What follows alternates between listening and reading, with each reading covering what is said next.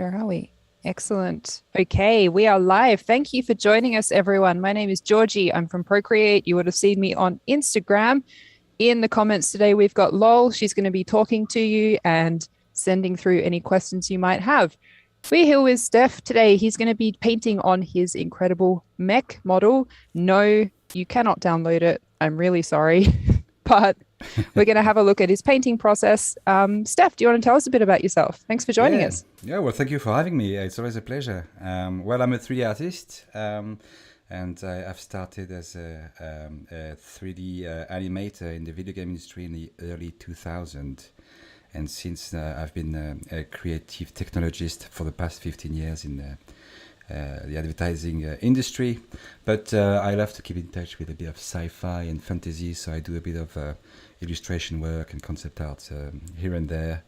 And I'm lucky to be able to work from time to time with you guys.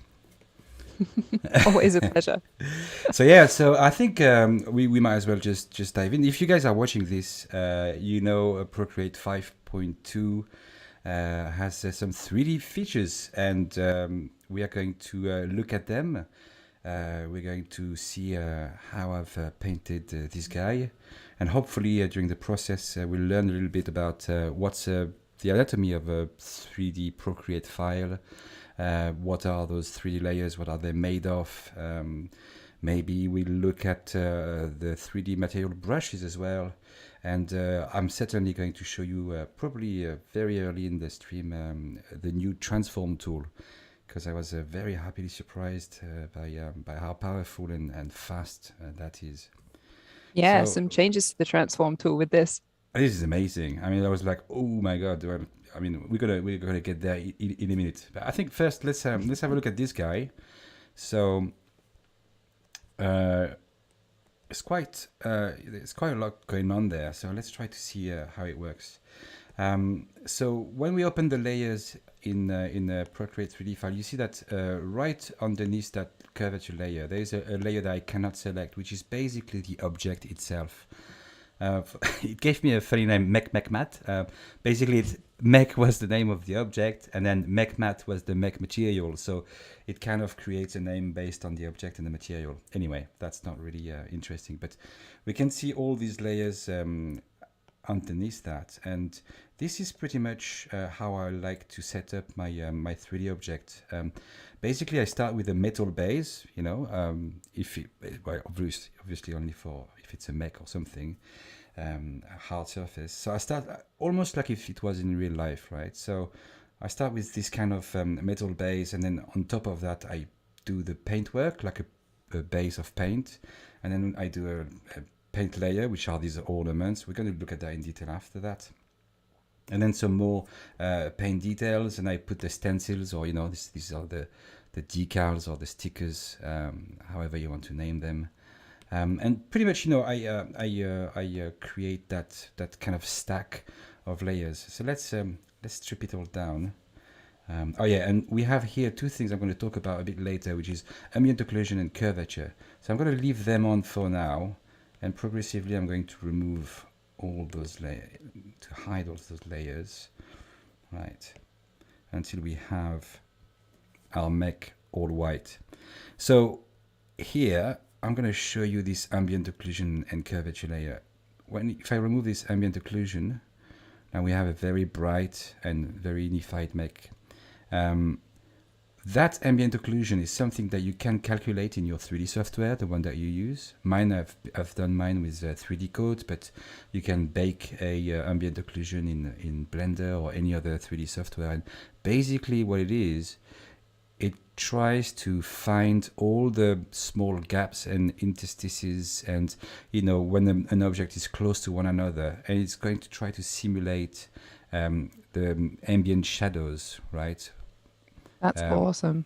And it really helps when we are in a real-time environment with sort of a basic lighting, because here in Procreate there is no cast shadow. There is not. There's at least not to this day. So it really helps for the readability, right? And that's why I like to bake that in. Arguably, you could paint it in, but for an object that complex, that would be very hard. But for a simple cartoon character, sometimes you actually would prefer to bake it in and to stylize your character. Anyway, Sometimes it's nice to be meditative in that. Hey, yeah, absolutely. And here we have the curvature here on the white. We won't probably see it much. It's basically another type of texture that you can bake. I'm not going to go too long on this because that's not very. It's just it adds a little bit of readability as well. We can come back to that towards the end if you have questions about this. Right. So let's start to add our materials. So here we have our metal base, and we'll have a look at how this is made as well later on. But basically, this is pretty much the robot out or still inside the factory. Then we add a little bit of rubber, right? So this rubber, we have all the cables I've made with the rubber. I've also added some paddings on the legs and in the joints, just to add a little bit of flair and to create a bit of rhythm, on the shape, and to separate the different parts of the body to, again, further help the readability there. What can we put then next? We're going to place our base paint, right? So you see, as soon as and we're going to come back to that as well, but as soon as I place the paint, then the metalness is gone, right? It's gone almost everywhere. It is gone everywhere, sorry. It is gone almost everywhere. If I activate a mask there, basically I can remove that base paint in certain places to reveal the metal underneath. And this is where, I like to create it as if it was real, So you basically remove that paint and you are going to reveal the metal underneath. And all those scratches as well. I've used a brush that I've created myself to create those scratches. I've painted on the mask with this brush, and so it reveals the metal. I'm not sure if we can see really that big scratch. There is some metal underneath it. that's so cool. So that way, Masks are so powerful, and I always forget about them. Yeah, they are, and not only masks but also clipping masks. So, for example, my paint layer 1 here, you see that little arrow on the left. If you're not familiar to what clipping masks are, basically we're creating a stack of. So you activate them using this option, the one that is ticked there. And when that option is ticked on a layer, it's going to look at directly the layer beneath it, and it's going to use the transparency of the layer directly beneath it to drive its own, if that makes sense. And the true power of clipping masks is that you can create a stack of them. And if you have a stack of clipping masks, then they are all going to refer to basically the transparency or the alpha channel of this layer, which is itself driven by this mask, right? So basically now all of these layers transparency are driven by this mask. That means that when I paint my layer here with all these ornaments, let me show it on and off. Well, it's also going to, be damaged by the scratches, and it's also going to be revealing the metal bits here and there where they are. I hope that makes sense. I think it should be. We'll come back to that if it doesn't. So Yeah, I think that makes really good sense. But if you guys have any more questions about that in the comments, please let us know. On that, we do have a couple questions here. So I've got one that's probably more for me. So Michael V, about the symmetry feature. We would love to have symmetry in 3D painting. It would be absolutely incredible. It's definitely something we're looking into, but it's incredibly technical and very difficult to do well. So it's obviously not in the V1. Hopefully at some point in the future. What else have we got here? How do you create 3D models? So Happy Drago, you're going to need another software outside of Procreate to create the 3D model and then bring it into Procreate. Steph, what did you use to create this mech? So I've used several softwares. I finished it off in Blender, but basically I've started a sketch of it using a VR headset with Oculus Medium. Because when we worked at trying to find what this mech should look like, I really enjoyed using this kind of technology which we call voxels, because they're very much like clay, and you can amend them very quickly. So either I use 3D code for that, or medium. What's good with VR and sculpting is obviously you can have the third dimension under your fingertips. That's really helpful. And so for us, when we did quite a few rounds of different variations or different type of designs with the Procreate team, quite a long time ago now, it was very interesting to just be very loose. Once we were happy with the design, I've moved into a CAD data kind of software for two reasons. One, I wanted to try. I've always promised myself that I would try, and I thought that would be a good opportunity, because it's very nice to create all those curves and all those filleting and all those details. And then once I had the big base shapes done like that, I moved on to Blender, where I polished off. I added all the details, the little cables, and all that. And also, it's a good environment then when you want to export, all the UV maps. We probably will talk about that at some point, but to prepare the model to be exported for this kind of painting session in Procreate. That's a really creative workflow. That's yeah, nice. it was interesting. I mean, again, you can. These are just tools. A lot of them do, all of it. You can, you could do all the entirety of all that inside of ZBrush, for example. I used to use that in the past as well. I mean, you could do all of that in Maya or 3ds Max or you name it. The tool really doesn't matter. It's all about how fluid it feels for you in your workflow. I want to show you now the transform tool, because I really love that. I'm gonna hide. Yes. It was actually a big surprise, because I have only discovered fully how it works with all its options just a few days ago, and I thought, oh my god, I'm going to lead with that. So a good example to use the transform tool is for the stencils, right? So let's I'm going to go back to my gallery here, and I prepared a few stencils. This is just an overview. I'm not going to use those particular ones, just to give you an idea. I've got them all in details here. So let's maybe take this guy here. I'm going to hide that. Okay. First, a couple of notions about the transform tool, the standard one in 2D. If I take a selection, I don't really need that, but I can. If I do a selection, and then I do 3 fingers down, and I do copy, right? I'm not copying the right. There we go. Let's do that again. So I'm on this layer there. I do copy, same. There's so many ways to copy a layer, or I could do 3 fingers down there. Of course, okay.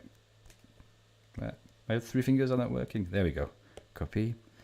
Then I hide this, create a new layer. And when I'm going to paste, so 3 fingers down again. Oh, my fingers. There you go. Paste. Automatically, when you paste something in Procreate, you have the transform tools active, and you can see the controls and the handles of this transform tool. So this is how it looks like, and you're very familiar with it, I suppose. In 2D, you have some snapping, you have different options at the bottom there. You can flip horizontally and vertically. You can do all sorts of nice, cool things. You have the billionaire and bicubic options, or nearest neighbor. So if you're not familiar to what that is, we could go in depth a bit later, but that's basically when you're going to stretch or stretch in or out, or scale in or scale up and down your the content of your copy. This is how it's going to manage the pixels and smooth them out. Sometimes if you do some pixel art, you don't want them to be smoothed at all. And that is when you'd say nearest neighbor, I suppose. And billionaire and bicubic is 2 different type of smoothing. You can try that to your heart's content to see difference, or read some documentation online. But basically, my point is, when you paste something, you have the transform tool active, right? So let's delete that layer. Let's come back to this one again. I'm going to copy that layer. Now let's have a look at what happens when we paste it in 3D. First, we have to choose at which level do we want to it to arrive, because it's going to be pasted just above the layer that is currently selected. So let's put it there because this one is there. So I'm going to do 3 fingers down, and this time it worked, and paste. And there we go. We can see it right on the face here. We have the stencil that I just copied, and you can see it's a different shape. And if you look at the bottom here, we are in automatic mode. So and funny if there is a little hand there. So if I drag it with my finger, the automatic mode is going to do its best to match the surface on which it is, right? I can pinch as well to scale it and rotate it. And if I drag that, it's going to try. So my mesh is quite complex, so that's why there's a little bit of jump, but it's doing a pretty good job to actually, you know, wrap around the 3D model. And again, I can continue scaling and descaling. And then you're like, okay, well, that's cool. But why is the advanced mode? Let's have a look. I'm glad you asked. So the advanced mode, you see a different gizmo. To me, I prefer the advanced mode because the automatic mode has a sort of you know, smoothed or roundish kind of outline to it. It can be useful in certain cases, but it kind of prevents you from seeing what's happening. So let's go to advanced back again here. So I think that's, to me, is better because you can really see a bit more of the result. So let's look at this gizmo here. First, I'm really impressed by one thing. If you touch inside of that circle, Procreate is going to guess whether you are doing a rotative motion, or if you are pulling it out, if you're doing, you know, the kind of motion that you would do to. This is only with one touch, right, with the pencil. I'm just going from inside towards the outside, and it guessed that I wanted to scale. It's really intuitive. And then when I do, again, one touch with the pencil, but I do a kind of a rotative motion to follow that circle, it guessed that I want to rotate. And here I can't scale, right? It's just rotation. It's very intuitive. It's very well done. And let's continue about this gizmo, these controllers. If I now tap on the cylinder that is at the center, I'm dragging very much in the same fashion as in automatic mode. I'm dragging the stencil or the sticker, or whatever you want to call it, across the surface. So very much the same. Now let's look at those 2 squares here. This is obviously, you would have guessed it, to do some vertical and horizontal stretch, right? Easy enough. Now let's look at the bottom there. We have the same options. So flip vertical, flip horizontal, rotate 45 degrees. It's fine. And here we have something new that wasn't there in 2D, projection. So what could that be? I'm going to try to find a better example here. Let's go on the wing of this dude. I'm going to drag this guy here. Right. I'm going to rotate it a little bit like that and scale it up. Now, if we look underneath the wing, we see that the paint is not going through, right? And if we look at underneath this other bit, there is a little bit on the edge, right? See that means that imagine that this tool here is almost like a projector, almost like it was projecting a picture, right? So it would only display that stencil on the surface that are facing us, right? So if we look underneath it, there is nothing. So let's go to projection, and if we enable bidirectional, now it's happening also underneath it, right? And that becomes very handy in many cases. But for example, if you were to put a sticker on the skateboard, right? you probably don't want you know, the sticker to go all the way through. You want it just underneath, right? So it would be interesting to use to turn off bidirectional. But that's not yet what I found the coolest thing with this tool, right? There's another super cool trick. When you tap just on that disc once, what is that? Detach. Let's detach it. Let's see what happens. That's exactly what I set myself. And so there the gizmo just changed, right? Now it's floating above this guy. And when we move around, it's not anymore following the surface. So it's a good time probably to try and see what that sphere does.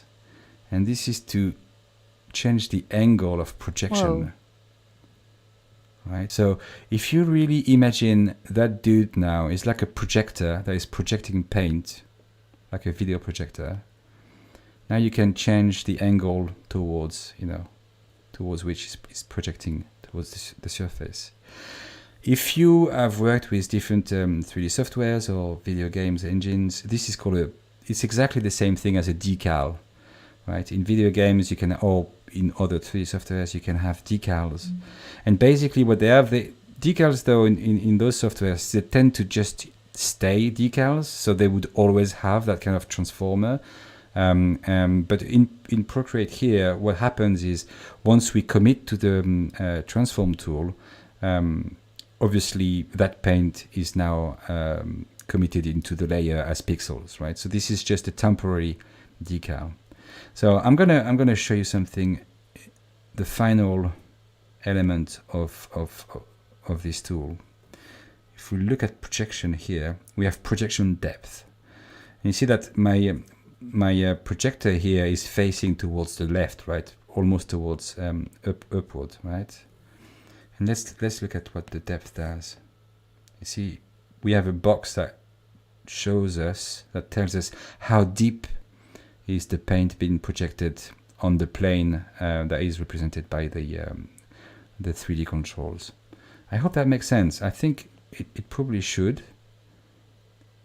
It really does. It's been so cool to see this in action. Like, obviously, we've got the handbook and we're told about it when we're building the product, so that I can tell all of our audience what it actually is. But to see it used in action like this by an artist on a complex model is really cool. It's really cool, but wait, there is more.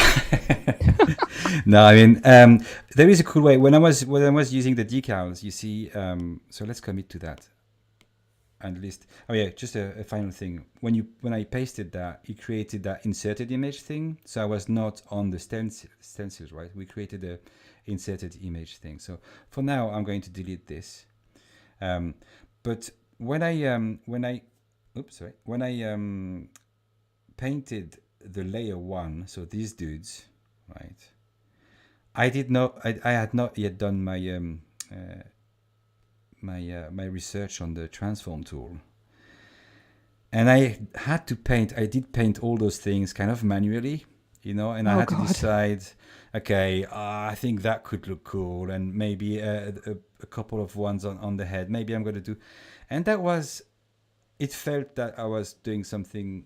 It was taking too long. So let's see how we can use this kind of projection of the transform tool to do exactly that. So I thought, okay, if I want to do some camouflage, some camo, let's see how I could do that. So I tried to redo, I'm going to try to redo that better. First, I'm going to probably need that color. So I'm going to tap the modifier button and with the pencil, just capture that color so that it won't be a super harsh white.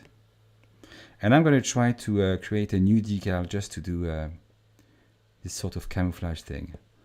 And to do that, actually, we're going to start with the same one, just because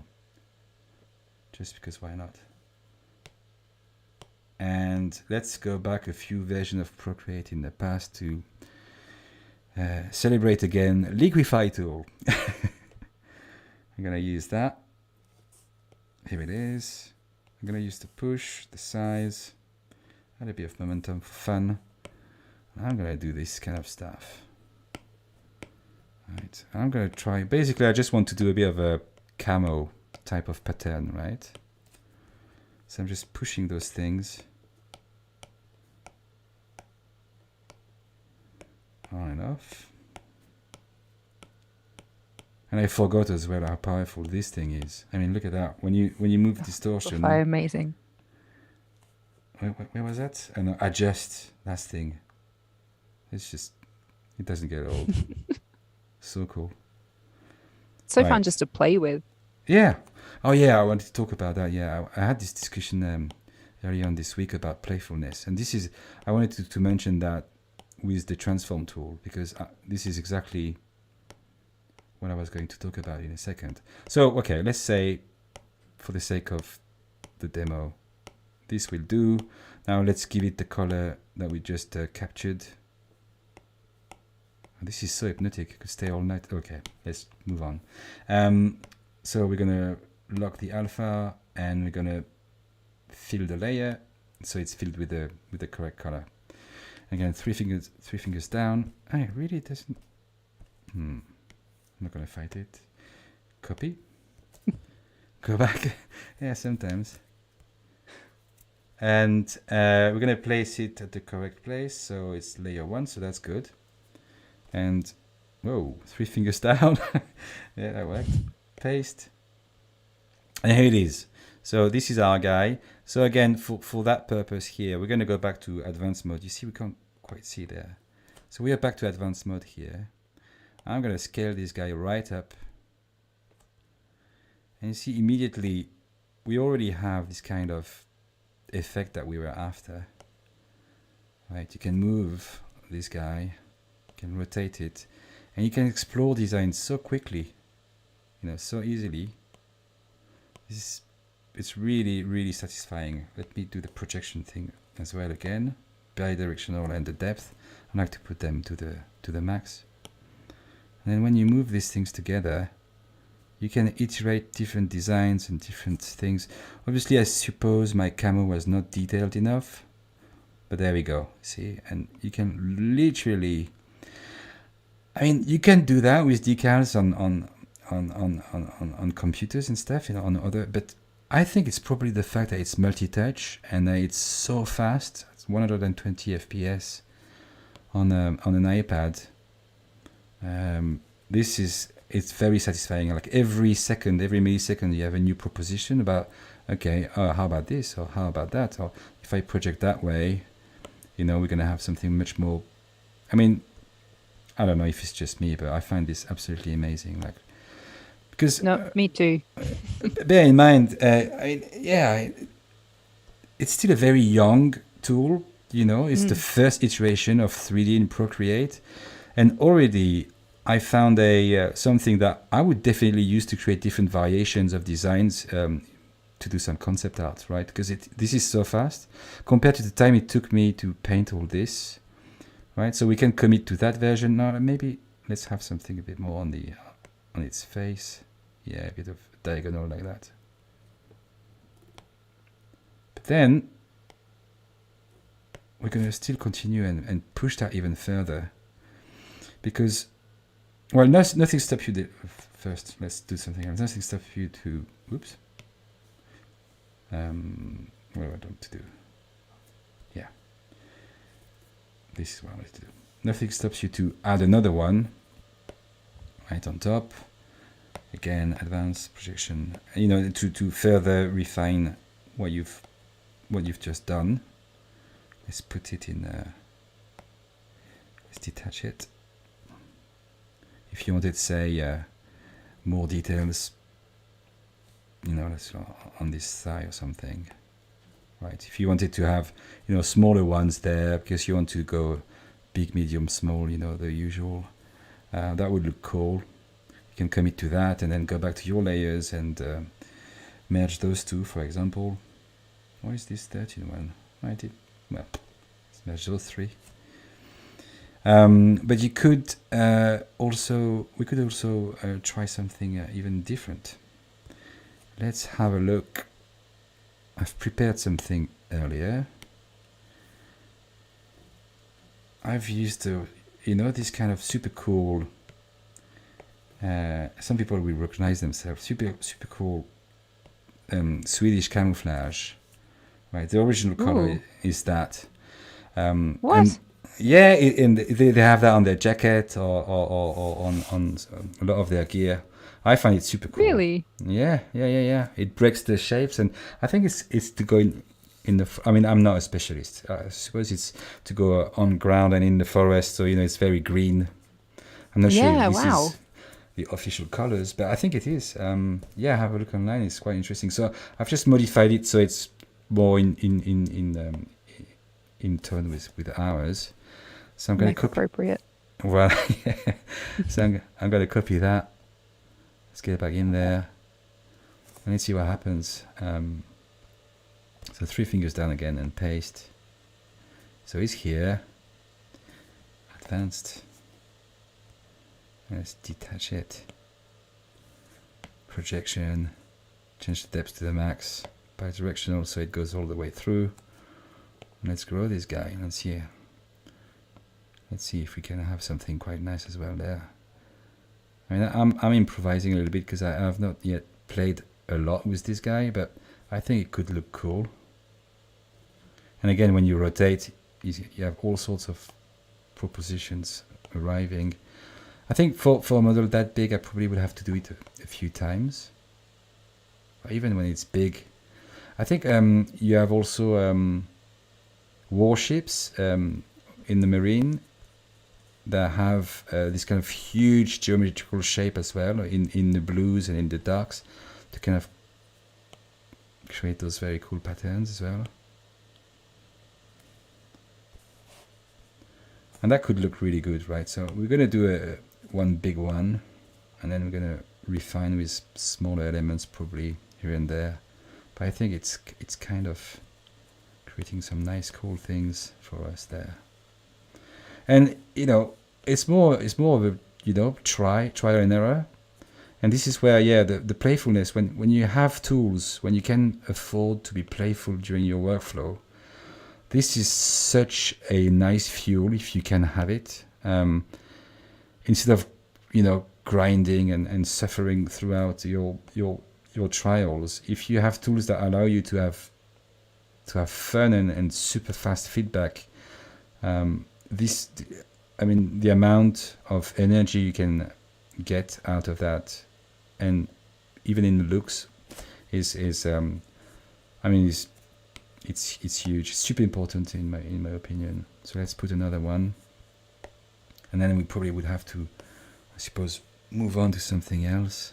I mean, I don't know, whatever. Having too much fun. Yeah, whatever you guys feel. Let us know what you, because we are going to have to talk about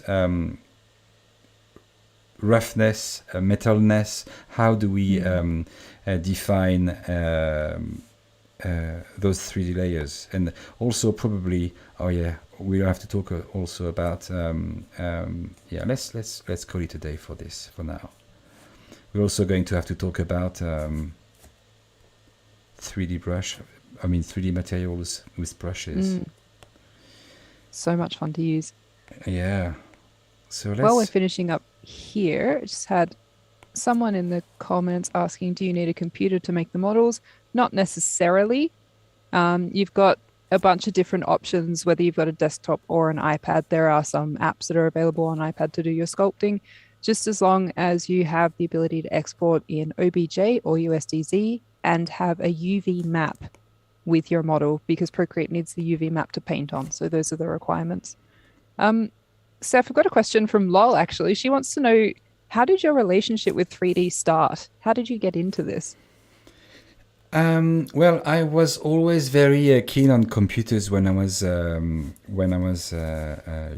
when I was a teenager, and that goes way back when, back in the mid 90s, and then at some point I found a course at Les Gobelins, which is quite a well-known animation school in Paris, and it was a course specialized in order to become an animator for video games. So it was all based in 1 year, 1 year course, and that's where we learned. It was the very beginning, but that's how we learned how to do a basic modelization, but also how to create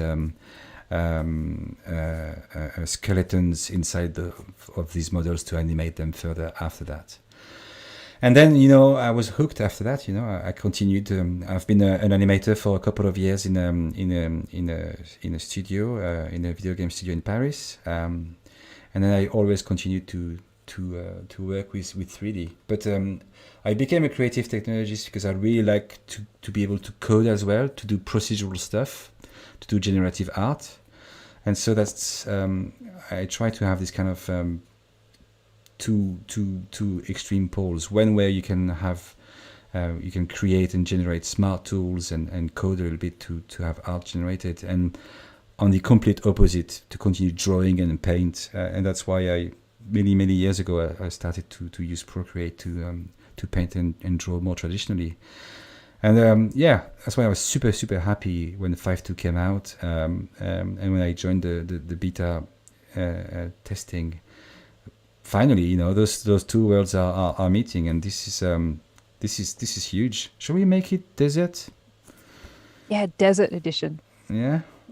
Thomas says, haha, un mec de gobelin. Et voilà. Yes, absolutely. Right. A bit of desert, a bit of green. Why not? For now, it changes a little bit.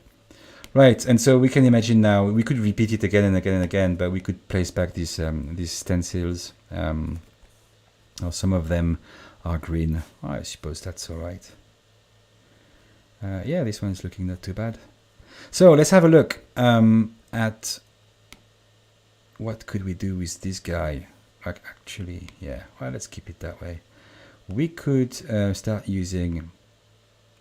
Yeah, let's go a bit more technical, a bit less exciting, but it's important to know if you're not aware. So if we look at, let's get this guy back into, let's hide all the paint for now. Right, back from the factory. So you see that this is completely different. It looks like metal. And if we look at the metal base, if we look at every of these layers, they have that little cube there, and if you press on that cube, you have 3 images, and these are channels. You have a channel for the color, a channel for the roughness, and we're going to see in a minute what that is, and a channel for metallic. So the color is, well, quite simply the color. So that's easy. The roughness is how shiny the material is. So basically, these materials are what we called PBR materials. So it means physically based rendering materials. Or rendered materials. That means that they're trying to simulate the real life.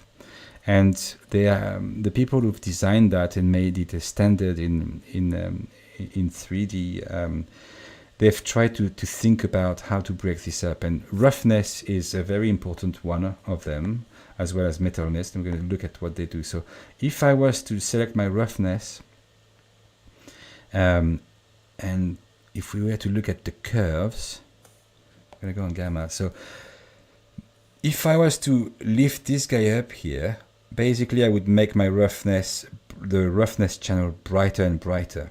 So it would mean that it's going to get rougher and rougher. And if you look at it, it's becoming almost like, plaster, right? If we go in the middle, you can see that this is now almost like a very much ionized, well, brushed metal, very, very dull reflect. Chromy. Yeah, chromy, but with not at all like a mirror, like very much, like a sort of aluminum or something. And if we were to make it darker and darker, so there's much less roughness. Now we are in the proper chrome mirrored, right? So this is what roughness is. Basically, the darker it is, the less roughness there is. So the cleaner the reflection, the more it's going to become almost like an impeccable mirror. And if we have more roughness, and we'll see that again with the brushes, if we have more roughness, if the roughness is brighter, the roughness channel is brighter, then everything gets duller and duller and more. Basically, the light or the reflections are being diffused in every direction, so they are not crisps. Right. So let's undo that. I hope that did make sense about how the roughness works. It's all about these two channels, basically. This is not a good example. So color it could be colored, but for this chrome, it doesn't need to be. But roughness and metallic, they are just like masks. They are just black and white. If you look at the color wheel here, when you go to roughness or metallic, it goes by default to black, because these two channels do not accept color. It's just they will only take values from a grayscale input. Basically, white being 1, being for roughness super maximum roughness, or for metallic, if it's white, it's 1.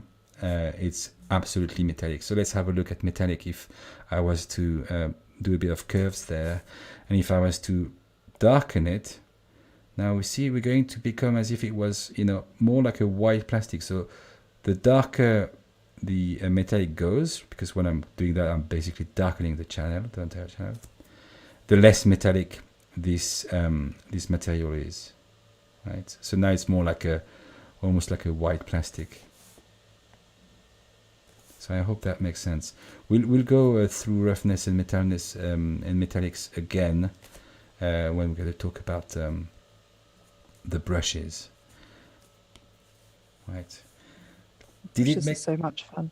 Yeah. Did it make sense? If don't hesitate to tell me if that was completely lost on you, or if it was clear. No, it was fantastic. I think everyone in the comments feels the same. I mean, we'll find out if the delay catches up and they're like, oh wait, what was that? But seems all good right now. AC wants to know, is there only color roughness and metallic as maps inside a layer? Yes, is the short answer. Yeah, absolutely. Actually, to be a bit more helpful, we are going to use our latest material, and we're going to talk about, oh yeah, that's what I wanted to say. Sorry. You see here, those two channels, they are empty, right? That means that they do not drive any roughness or any metallics. If we look at those two anyway, well, let's for now we can delete those. I have backups just for clarity's sake. And if we look at our paint base, the paint base though, it has a roughness and it has a metallic. It does say everything that's paint is not metallic, right? That's why it's all black here. But if we were to change that and do the curve thing again and brighten it up, now our entire guy would become entirely metallic, also pretty mean and dark. See, so now it's all much more metals everywhere. It's like, see, like tinted metals. Oh, that looks pretty cool, actually. That's so cool. So cool. So you see, this is how you can have colored metals as well. So you can color your layers and make them all metallic. For the sake of the demo, I'm going to have to go back to make it just normal paint. Oops. There. No, and Natty says, I understood everything. This is so valuable. Thank you so much. Ah, cool. That's lovely. That's very nice to hear indeed. So, color, roughness, and metallic. This is in Procreate what defines how we can define those materials and how they behave. You do have a lot of other channels in 3D in general. You don't only have those three. You have emissive also, and I'm pretty sure at some point, because everything that shines eventually makes its way to Procreate. So I'm pretty sure that emissive will be here soon as well. We're definitely looking into other options to add. I can't confirm or promise anything, guys, but definitely looking into additional things for future versions, of course. Yes, and you do also have normal maps. So this is an entire discussion in its own. But basically, the stage it is today, you can import them when you import your mesh, but you cannot see them in the layers, and you cannot edit them at this stage. And fundamentally, ambient occlusion, if I understood correctly, will also make its way towards the rendering engine. So, if you look at under the left shoulder, you have some sort of golden reflections. With ambient occlusion, it would prevent the light to shine there, so it would look even more realistic. And that's going to be a very nice addition. I'm not sure when it's going to come in, but I will continue to push so that it's such an easy win. It doesn't cost anything and it looks great. So I'm pretty sure it's going to come in anyway. So and just on that, everyone, actually, because Steph's saying he's going to continue pushing that. You guys can also continue pushing that. So if there's something that you would like to see us add in Procreate, whether it's for 3D specific or whether it's something else, you can always let us know on the ideas and suggestions board at procreate.art/discussions. That's where we take feedback from the community. So if there's something you really want, tell us there. Cool. And that's the thing. I forgot to make that point earlier about how those channels flow through the layers. So here we have seen that the paint bays, have data information. So all the metallics that goes through this channel, if it's not masked, will remove the metallics from underneath. But if I was to clear that metallic channel, I'm going to check with 3 fingers there. You see that we have exactly the same result as what we had before. Not because actually it still shows some. Wait a minute, where is it? It still shows some metallics, but pretty much what it shows there is it's transparent. It just did not remove all around the islands of the UVs, but trust me, basically I've completely removed the metallics there. So the metallics that we are seeing is in fact this one, right? It goes through that basically to make my point even further. I'm gonna do that. I'm gonna have a look at what that is a bit later, and I'm gonna clear that now. Looks so strange as 2D. Yeah. So there we go. Now it is. Let's quickly go back to 3D. Yeah. So there we go. Now you see the metallic is completely gone, and the reason why everything looks so metallic like that is basically because it's driven by this one here, right? And so as long as the channels are empty, it will always take the information of the bottom layers, which has if they have these kind of informations. I don't know, I probably lost everyone on this one, but I'm going to undo this to get back to there we go. Right. So these are the layers. Now in Procreate, you also have brushes, and the brush engine has been updated. So if we were to look at a normal brush,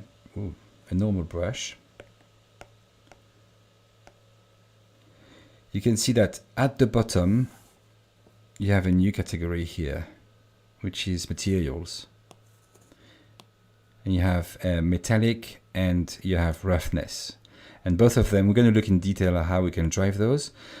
So for a standard brush, which is not enabled in 3D, the amount here of metallic is gone to 0, so non-metallic, and the amount of roughness is always put at 50%. So which makes it basically all the brush fundamentally. I think if I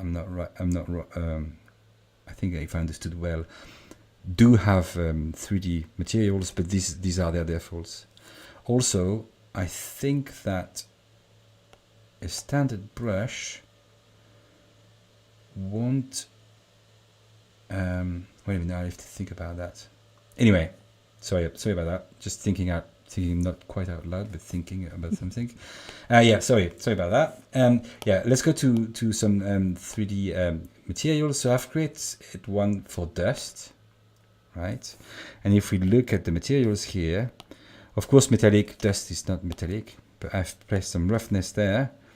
And here the amount of roughness, I bumped it up all the way to matte, right? So when you're 100%, it says matte. And let's look at this brush. We have quite a lot of spacing. I've taken one of the built-in shapes, which is this kind of projection thing.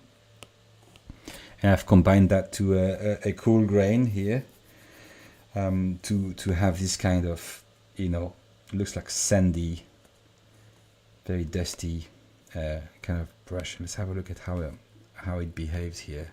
So we're going to create a new layer. And if you want your brush to fill all the three of those at once with your brush, you select basically the layer itself. And if your brush has material properties, it will normally fill the three channels all at once. So let's go ahead and pick a nice sandy color. Something maybe a bit desaturated, a bit brighter probably, because our guy is quite bright. So if we want to see it, let's try to see if we can put some dust on this guy. Yeah, it's working. So since it's a desert guy, Oh, so cool. we're gonna try to dirtying him up, probably in all the articulations you'd have. And you see that it is right. If we try to find a shiny bit here, you know, there's this shiny metal here. If I put some dust there, you see it's kind of matte now. I'm gonna make it completely matte, you see. So it does feel that this kind of materials. So let's continue to put some sand dust on this dude. And you can already think, you know, that's it. You know, you can start to think about all the different type of materials you can make. Just after, I'll show you the brush I've made for the scratches. Oh, that's cool, because yeah, with the projection, it almost looks like there's some sort of wind or something. Yeah, the legs obviously would have more. And this can bring your objects to life, right? Especially if they are inside an environment, you know, imagine it's in the desert or mountains or something. If you have part of the environment on the object itself. Right, so there you go. Our guy now has got a little story to tell. It's been out there.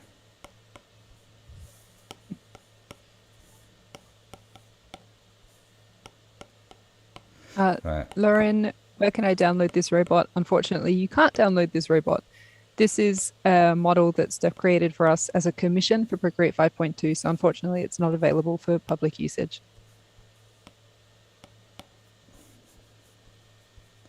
There you go. I mean, I'm doing that really roughly just to give you an idea. But that's that's one type of brush where you really spray paint. It feels great on an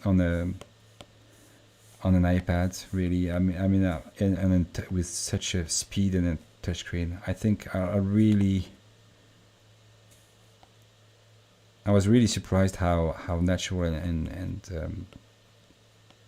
and pleasant it feels. Because I mean, I don't want to compare to Cintiq or something, but I will. You can have it in your hands. You can literally be on the sofa. It's more like a sketchbook. You don't have to be connected to a big powerful computer. This is quite impressive. And again, you know, well, I probably went a little bit too far with the test now, but and again, it is just the first. You know, this tool is still very young. It's in its infancy. So I'm super excited about what we'll be able to do now and what we can do with an iPad. Some of the CAD modeling I have done for this guy early stage was also on an iPad. I don't know if you guys have heard of Shaper 3D. You can do some pretty powerful stuff in terms of CAD modeling just right on an iPad. This is, I really believe this is obviously the kind of the future. At least, I mean, every year what we can do with mobile devices is, It's always better and better. yeah, it just doesn't stop. Anyway, so that's the dust. Yeah, it really went through a tough gig. So just to give you an In a idea, sandstorm. yeah, exactly. Just to give you an idea, you could also use, you long press the eraser, and it will give you the same brush, and then you can go. That's something I often say. I like to go quite a lot first, and then remove as I go, just to refine. That's also it's a nice way to do it, I think, because it creates a bit more diversity in the shapes, because with some brushes you will recognize less the stamps because you break them up. So yeah. So brushes, you do have access to, let's look at it again, you do have access to metallic and roughness and roughness as well, and of course here you can add as well your own textures as well, to drive them as you paint. I think I have a brush where I've done that. Let's remove our dust for now. I think I have painted metal, so I think that was normally to paint some metal. Looks like you made a whole heap of little brushes in there. Yeah, I had a little I had a little play. So different type of scratches, on dust, different type of oh yeah, let's go rubber instead. It's gonna be a bit, painted metal. So normally that just goes the painted metal. I don't know if I've put some textures in there. No, I don't think. Yes, I did, for the roughness. So let's have a go, just to test some paint. So if I take a layer all the way above the rest, and if I take another paint, it's going to be a bit loud. It's just for the sake of the demo. Yeah, it's too loud. Let's go black. At least we'll see the reflections here. So when I'm painting this guy, so it really feels like a spray paint, right? And so the kind of reflection you see it's updating. This is the texture you saw earlier in the roughness. Yeah, it really feels like a kind of spray. So that the way it shines here is actually that texture. This is this texture that is driving this kind of elaborate roughness. I'm not going to destroy this brush. Incredible. But I'm going to duplicate it, and for the sake of the demo, we're going to pick one that is really, edit, import, source library. Let's take, what could we take that is really, let's take that. Ooh, actually we could make a carbon fiber. If we take that, oh no, I didn't select it. Do it again. Import, source library. Let's take this guy. Yeah, done. Cool. Let's change the scale. Super small. Will it work? It's hard to tell here. Done. I'm trying something a little bit live here. Let's delete this guy altogether. Let's try a new one.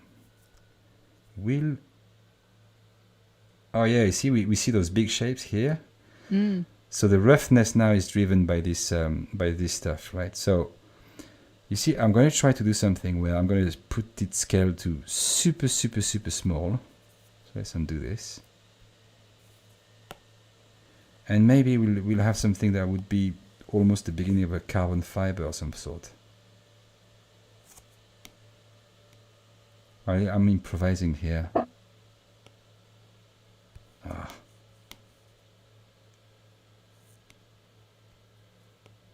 Yeah, check this out.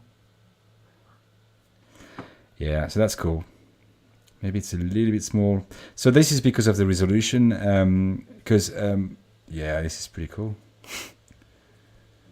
So we have this kind of nice carbon fiber here. So maybe not for this bit, but where could we put it? You know, you could have it maybe on the sides there. Again, pardon me.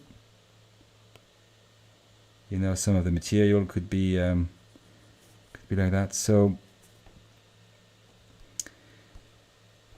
when it comes to this, this is going to be a very big topic for the time we have left. But you could use. Do I have that? Yes.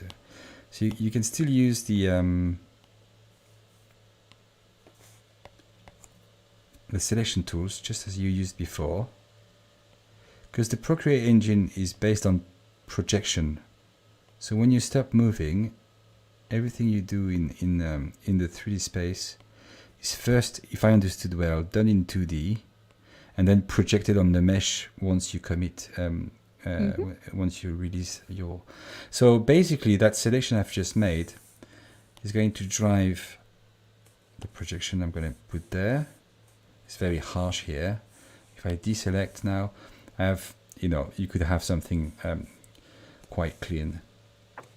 There is another way you can paint your objects without painting on, on the objects that are underneath, right? If I wanted to paint just the shoulder or just, for example, just the fingers. If I'm painting here, because of that projection that I said, I'm painting on the entire mesh. Sorry, and you see here we can see the spray paint went all over the mesh. There is another way you can export your 3D objects. Here we only have one, right? I've kept only one just for the sake of simplicity to explain everything about these layers and the brush and the transform tool. But I've got another mesh here, which originally it was set up like that, where it's a bit longer. It takes longer to load. Where you have, you see, instead of having just Mech mat, which was funny, you have all of these objects. You have the cables for the arms. You have you have the hand, the head there. You have the upper arms, and what that allows you. I forgot how do we show only one. But what that allows you is, first you can just. I think there was a shortcut to show only one object without having to go through all of them.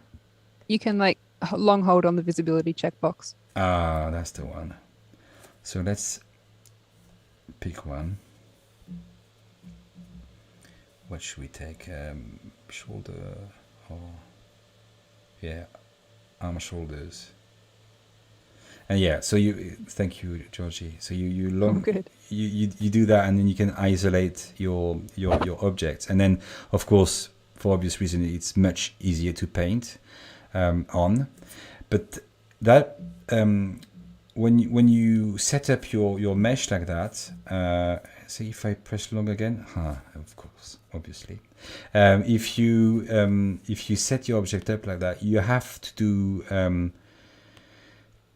You have to be careful about a few things. So every of the objects have the entirety of all the layers, because they're all sharing the same texture space in our case here, right? So if I'm painting just on the upper arms or on the shoulder, let's keep it where we were. If I was to go on the stencils and take a white paint, right, and I'm gonna, even if I'm going outside, I'm painting only on the shoulder there, right? And that is both of them, because they are only, I've joined them into one object in order to have, as little. well, not to have too many objects in the scene. Now, if you press modifier and tap on an object, and tap with your finger on an object, you see everything became blue, and now I'm going to tap without touching the modifier. I'm going to tap on an object, only the shoulders, only the arms, only the thighs. That's pretty powerful, right? Because now I'm painting only, oh yeah, of course, take some color. I'm painting only on the thigh there. Now if I want to paint on all the object, I would hold the modifier button, you know, that little guy here. I will hold on that and tap anywhere on the mesh. Everything just blinked in blue, and now I can paint like that. And for many operations, even if you want to pass the content of several layers when you are in 2D mode, I'm not sure if we will have the time to go in 2D mode today. It will be very important to know whether you are in all objects at once or only one object. This is sometimes I was, pasting something, or I was painting on something and it would not do anything. It was because I was not painting at the right place and I had only, one toenail selected or something. And of course, Procreate does it perfectly well. It's just that I did forget that I was only, on the foot, and I forgot that I had to, select everything again. So I don't know. Maybe having a visual feedback about where we are could be something. Maybe on the top bar somewhere, if we are in all the object at once or not. But this is a very peculiar case because here we have a lot of objects that are sharing the same material, the same metal and painted material. The arms, the upper arms, etc. But more often than not, if you look at these objects, sorry, Georgie, I forgot the name of the artist who did this skateboard. Yeah, no, it's all good. All of our default models are made by Andrew Proctor. He's an Australian 3D That's artist. Right. Yeah, and so, for example, with this object, it makes much more sense, to paint on, because they won't share the same material. So that's really a much more useful way of having several different objects. So, and that's much more manageable. So I just it's just depending on your workflow, you have to choose. That probably is a bit much. Although to paint them separately, it was very, very useful. For example, when I had to do to paint these cables with the rubber, that was very it was great to have only this object displayed, so I could just splash some rubber material all over them without worrying about anything else.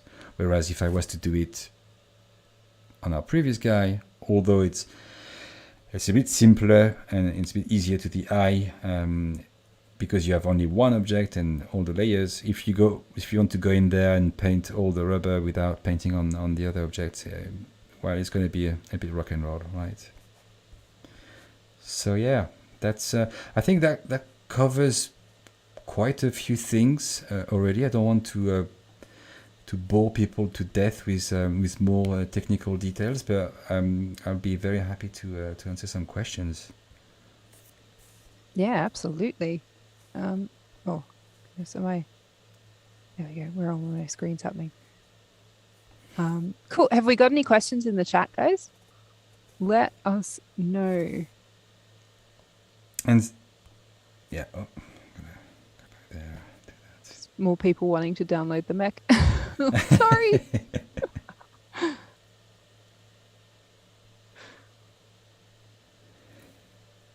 Yeah, cool. So you can also export and share what you're doing with Procreate.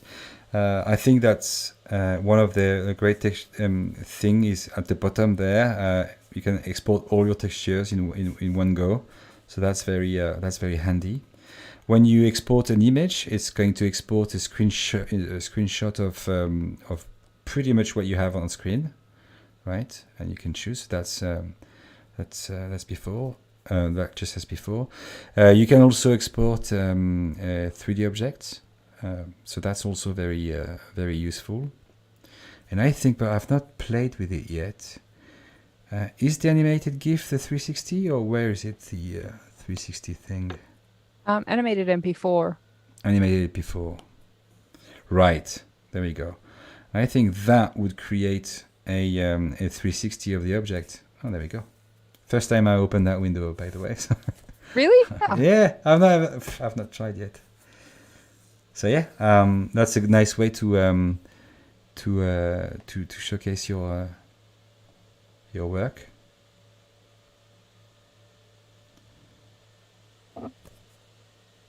That's pretty cool too. And yeah, so there would be more thing to cover. Of course, you've seen it past. We have show 2D textures. So what that does here, it's very complex, but because there is a lot of geometry. But if we look at the skateboard here, I think it's going to be a bit more easy to the eye. If we go to the 3D and we go to the 2D, so you see this is basically the flattened version of the object, how it is represented in the texture space. So this is the UV map. So basically this is the UV map is, for those who don't know, it's the texture, how you would unwrap the kind of a Christmas present, or your I hope you don't have one, but your polar bear mat on the floor, how it's all unwrapped. This is how it would look like, flattened, and you can recognize, the underneath of the board and the top of the board. And if I was to paint on the underneath of the board here, of course, you would. What have I done? Oh no, it's can't undo anymore. Of course, here in 3D, right? You would see it here, right? Which makes sense. And there are a few things that we're using that flattened view, that 2D view. It could be useful for different operations, notably when you want to share or copy some data from one mask layer to another, or from one metallic layer to another. When you copy and paste, when you're in 3D mode, remember it gives you the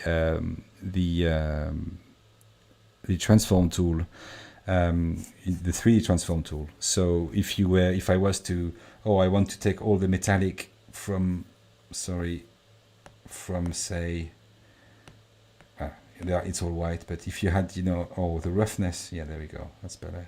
If I want to take the roughness of the paint base, and if I was to copy that, I would have to paste it in 2D mode, otherwise it would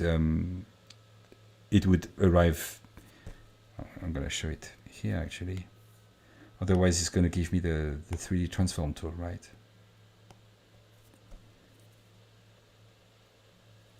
See, that's the. Oh no, it's still on the previous one. Anyway, I forgot to copy the previous one anyway. But yeah, I think you get the picture.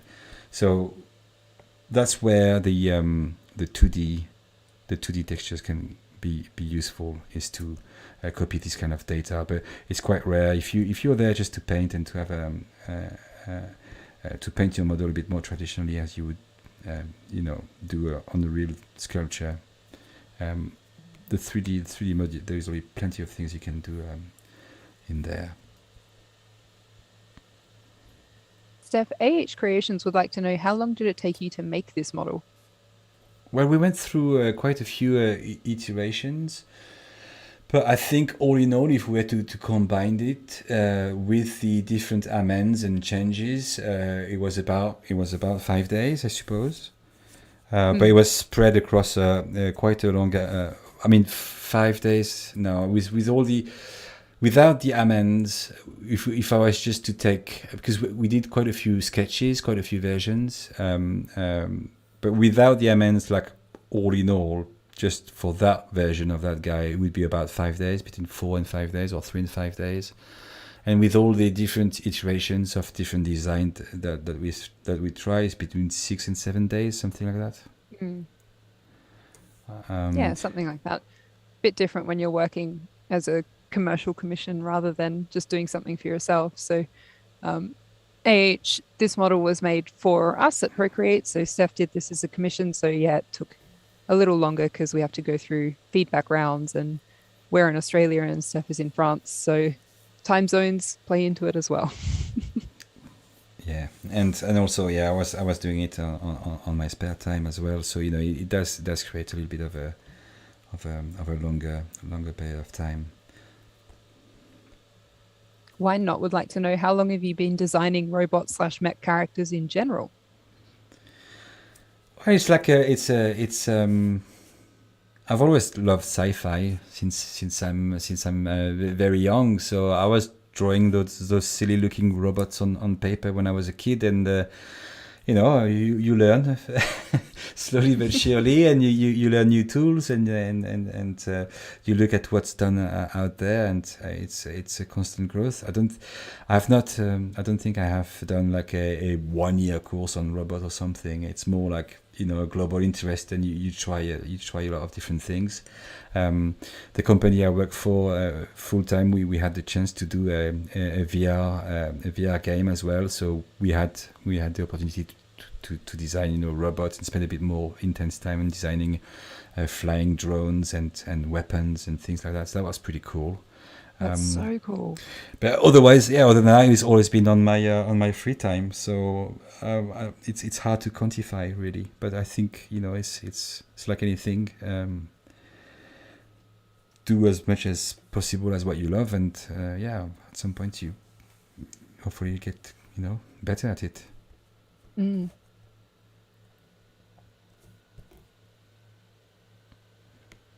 can I show there?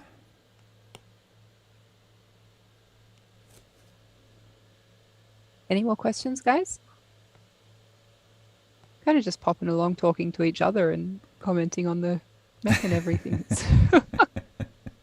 It's lovely. Yeah, no, this is cool. I'd like to see this guy animated. Ooh. Yeah, well, you know what? I thought about that. I almost did it, but I was way too busy. But I really want to. I'm gonna place some bones in this guy, and I'm gonna start to at least to pose it, and I want to create a ground as well with some concrete. I just need to find the time. But because I'm going to do a render of that. I'm going to place this guy in Unreal Engine to do some renders as well, to have some cool cinematic views. And I really want you guys to see that, because we'll be able to show that we can use Procreate to it's still very early, but why not, part of production, that I think there is something there that can be done. We go. Yeah, it's so pleasant. Again, when we did the camouflage thing, right? That, to me, seeing variations of designs, that was really fast. I was like, wow, okay, I'm going to use this. Yeah. It's this is great. So I really want that to be part of a workflow, and that's why I want to show. I'll probably post them on our station Instagram later. God knows when I'll have time, but I'm going to place this guy in an environment with a proper cinematic lighting and fogs and smoke and God knows what. And I'm going to put some bones in him so I can articulate it and pose it. That would be incredible. I can't wait to see that. It will happen. I mean, we've done, that's it. Pretty much all the hard work is done. Now it's just going to be fun placing it in a cool setup, and we should probably do that as well with this guy. Am I allowed to show this guy? Yeah, absolutely. We just posted it on the weekend. Yeah, of course. I could have talked about this guy. Well, there you go, guys. Maybe for another time. I'll put this guy as well in a jungle or something, with the mist and things like that, or maybe during the night with the dramatic moonlight, something like that. Yeah, That would be cool. I'm not sure if those two would be in the same scene together, though. Worlds collide. Cool. Oh, goodness.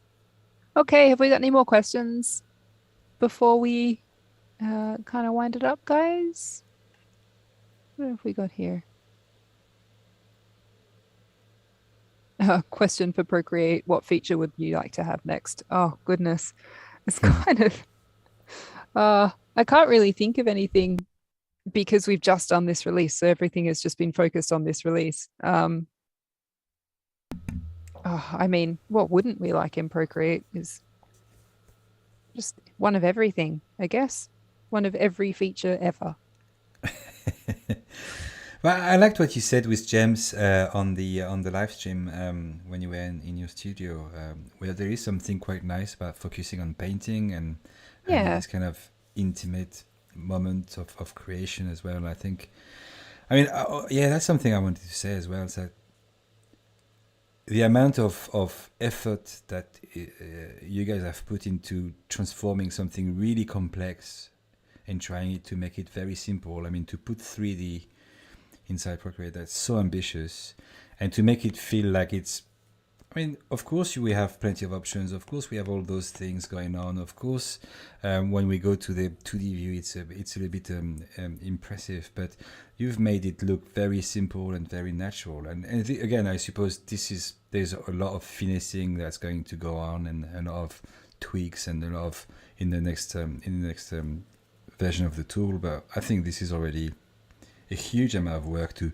it's a form of invisible art, right, to remove complexity and make everything obvious, where in fact behind in the code, and there's a huge amount of complexity to be able to do all this. Yeah, there really is. That's really nice of you. Thanks, Steph. I'm No, sure the no, engineers will be thrilled to hear that.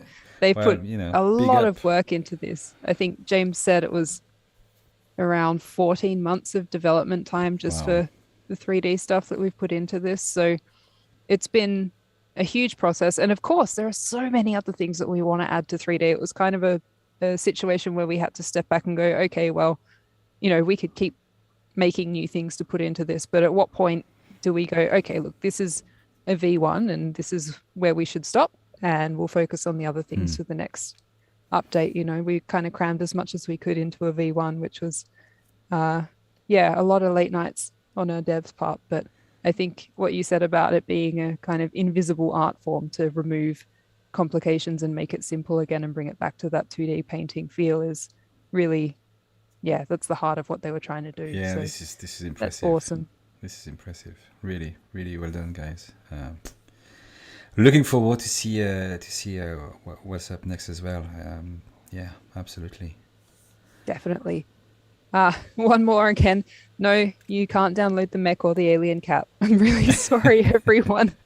These were commissions for Procreate. They're not available for public use. Yeah. Okay. Cool. I think everyone is just, we're all wrapping up in the chat as well. So that's been awesome. Thank you so much, Steph, for joining us. This has been spectacular. I've learned stuff by watching this.